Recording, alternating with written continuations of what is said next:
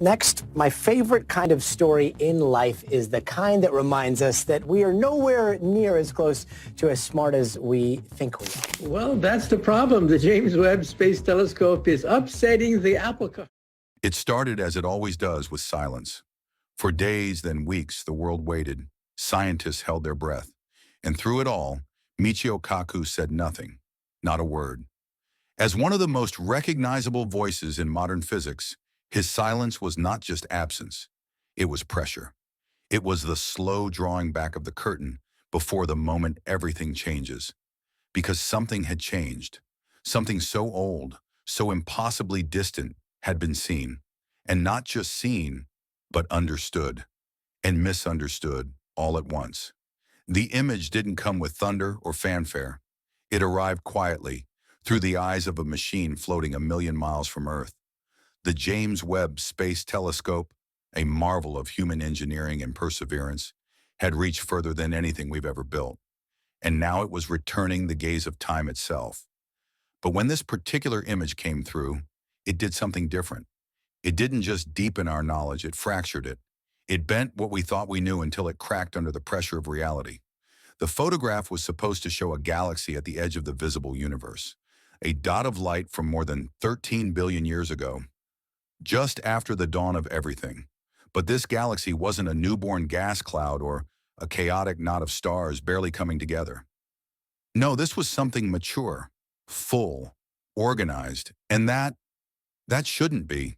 Galaxies are supposed to grow over time, slowly, clumsily, assembling their spiral arms, nurturing stars, swirling toward complexity like a long, patient breath of the universe. But this one?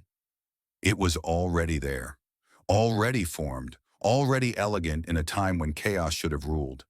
People called it an anomaly, a glitch, a blip on the cosmic radar. But Kaku knew better. When he finally stepped forward, his words did not offer comfort. They were not meant to. They were meant to awaken. Because what the image showed wasn't just a galaxy out of time. It was a crack in the foundation of everything we thought was certain. He didn't describe it as a mistake. He called it a signal, a doorway, a chance to question what we thought was untouchable. Our models of time, of structure, of the birth of galaxies, and even the nature of the universe itself. For so long, we've built our understanding on timelines that stretch back in clean, ordered lines. First came energy, then particles, then stars, then galaxies. All of it layered carefully across billions of years like sediment. But this image was a hand reaching up from a deeper layer, older than it should be, formed before the rules allowed for it. And when Kaku looked at that hand, he didn't flinch. He leaned closer. In that stillness, in that moment of reckoning, he invited us to do the same. He asked, what if time as we understand it is incomplete? What if something, some force, some wrinkle in space, jump-started the formation of galaxies in a way we've never imagined? What if this wasn't a mistake in the data, but a message from the past written in starlight? It wasn't the kind of question with easy answers. It was the kind that made your chest feel hollow and your mind race. The kind that kept you staring at the night sky a little longer than usual, searching for something just out of reach. Because that's what all really is. It's not about beauty or majesty. It's about disruption. About the moment when the world you thought you lived in gets a little bigger, a little stranger. And that's exactly what this image had done. It had shown us that we are still in the beginning, that the universe has not yet told us all its secrets. And Kaku, with the calm of someone who has seen revolutions come and go, told us to pay attention. Because the future of cosmology might just lie in the shadows of one impossible galaxy. You could almost feel the tremor ripple through the halls of science, like a storm cloud gathering over familiar skies. For decades, astrophysicists had lived within a story they trusted. The timeline of the universe was a grand, unfolding tale. Elegant, yes, but predictable. Now that story had a page that didn't belong. The galaxy wasn't supposed to exist. Not like this, not this early. It defied the very script of cosmic evolution, but there it was, clear and unshakable, carved into the fabric of deep space like a wound in time. And that's what left so many stunned. Not just the image itself, but the precision. The James Webb Space Telescope didn't send back a smudge or a blurry suggestion. It gave us clarity, stunning, raw, unforgiving clarity. You could trace the spiral arms. You could see the structure. It looked like something that had no business being so close to the origin of everything. Michio Kaku didn't mince words when he spoke about it. He didn't call it a curiosity or a strange fluke. He called it a turning point, a cosmic whisper telling us we've missed something fundamental. Maybe many things. It wasn't just the age of the galaxy. It was what that age implied. If galaxies were fully formed when they were supposed to be wild and unshaped, then everything we've said about the early universe might be wrong or incomplete in ways we don't yet understand. Kaku asked us to imagine a different kind of beginning, one where the laws of physics as we know them may have taken on unfamiliar forms. Maybe gravity didn't behave the way we expected in those first chaotic moments. Maybe time didn't flow the way it does now. Maybe the universe grew up faster in some corners than in others, nudged along by forces we haven't yet named. He spoke of string theory and multiverses not as abstract dreams, but as maps waiting for the right moment to make sense. And that moment, he said, might be now. Because this galaxy, this one rebellious smear of light across the black, wasn't just breaking the rules. It was suggesting there might be other rules entirely. Rules we haven't written yet, realities we haven't dared to imagine. And perhaps that's what was most unsettling. The thought that everything we've built, our models, our math, our comforting understanding of beginnings, could be undone by a single image, a single glance backward that saw too much. But Kaku didn't sound afraid. His voice, steady and curious, carried a kind of reverence, as if the mystery itself was sacred, as if science wasn't about defending the old, but welcoming the unknown. He reminded us that every great shift in understanding began with something that didn't fit. Galileo's moons, Newton's falling apple, Einstein's clock on a train. Each moment started with someone saying, "That's strange." And this was stranger than all of them combined. And so the question became, what now? Do we rebuild our theories from the ground up? Do we wait for more images, more contradictions, more cracks in the glass? Or do we do something harder, something braver? Do we admit that the universe is not only more complex than we imagined, but that it may be more complex than we can imagine? For Kaku, the answer was clear. We don't run from that truth, we chase it.